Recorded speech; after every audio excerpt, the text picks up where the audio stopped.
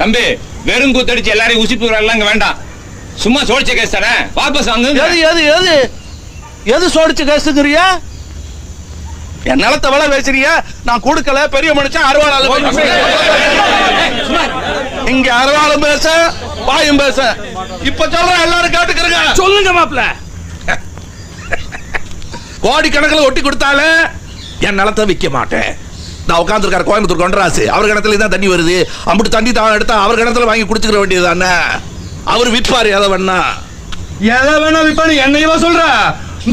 உனக்கு பின்னால ஒண்ணுமே தெரியாத மாதிரி உட்காந்து இருக்காரு கொத்தால தவிர அவரு விற்பாரு. எதை வேணா மறுவாதி கிட்டு போயிரும். சாட்சிக்காரன் சண்டைக்காரன் ஆக்கிறாரு.